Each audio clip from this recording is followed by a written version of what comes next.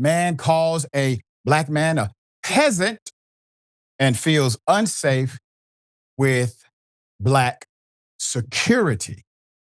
Here it is. Go ahead. Say that again, sir. I didn't hear you. Can you repeat that? Because you called him a peasant and... Yeah, I want you to repeat all what you just said. I didn't hear you.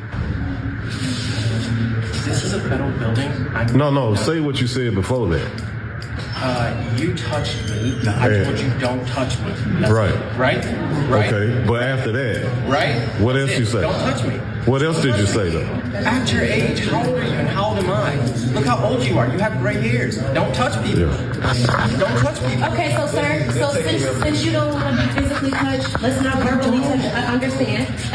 So you conduct your business and your work right here and leave him alone verbally. So call the police because right now I'm being held up by all this people. Yeah, we do. No, we need the police because he's touching me. Okay, so if you want the police, you call the police. Okay, get out of my face. I'm not. Why are you in my face? Because you're causing disturbance. You're causing a disturbance. Yes, I need to. Like what? Okay, hell of a thing, isn't it? So he calls the man a peasant, allegedly, calls the security guard a peasant. When your racism has to find a terminology from 1811 in order to be effective in this era, you obviously are, well, a learned racist. That's my opinion. And also, just to note, peasants were the backbone of society. The vast majority of the population, they were laborers, typically worked in agriculture and building. Just for keeping note, there's more. There's a gentleman out here. Yeah, he's going too far. And he's trying to work something and make it a situation because they're all the security black as well. And then so I don't feel safe. Oh, wow. He just said black. I'm the minority, and I don't feel safe. I really don't. He really said that. Yeah. He don't like the security. I'd like for this gentleman to be distanced from me, please. I'd really like to just be left alone because I'm trying to conduct work. Security's not doing anything, and I feel violated. Security is here already. He's saying that security. I have an appointment, so verbally telling him to stop.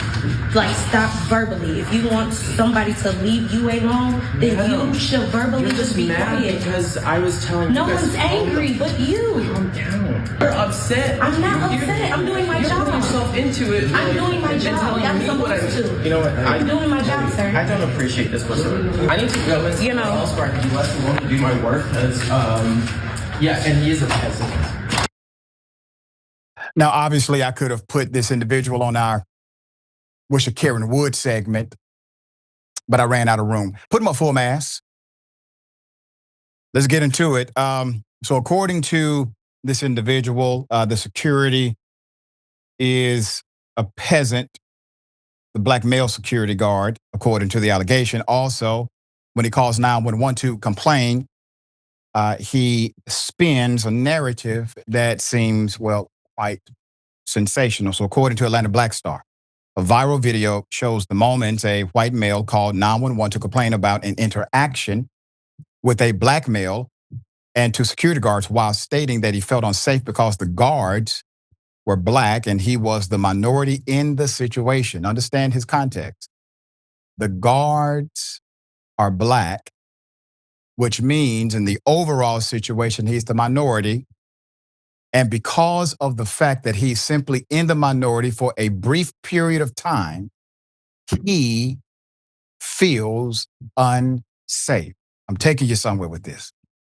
The 3-minute video posted on TikTok by Robert Settle 7 begins by showing a man standing at a table in a federal building completing some paperwork. The security guards are federally certified.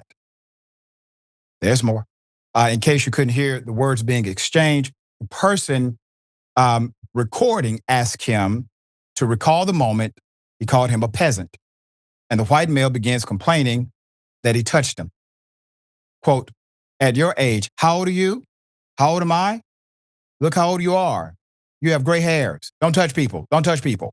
The man emphatically states. At that point, a black female security guard intervenes to de-escalate, which she is trained to do, de-escalate the situation when The complaining man demands she call the police. Quote, we need the police because he touched me. The man tells her. When she says he can call the police, he tells her, quote, get out of my face. Why are you in my face? End quote. Response, I'm not in your face, the guard says, as she's standing several feet away from his face. Adding, quote, you're causing a disturbance, end quote.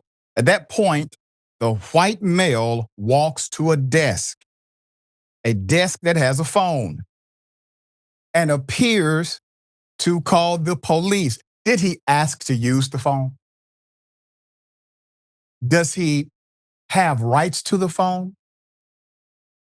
Maybe it's a privilege to use the phone. So he takes the privilege, he utilizes the phone. He then calls 911. He proceeds to tell 911 about the confrontation. Quote, all the security is black as well, so I don't feel safe. I'm in the minority and I don't feel safe, the man says on the phone. After another guard shows up, the female guard explains to her colleague that the man verbally assaulted the black male and called him a peasant. The man finally walks away from the scene, leaving some final words for the group. Quote, I need to go somewhere else where I can be left alone, do my work. Yeah, and he is a peasant. End quote. Put him back up. Full mask. Sir, somebody knows you. I'm sure somebody loves you. This is a great opportunity for somebody in your family to do an intervention. Not only do you insult individuals you just met, call them peasants, you then insult the entire staff who would have attempted to protect you if said, as you call them, black peasant would have whooped your ass. They would have been the ones to actually intervene and protect you.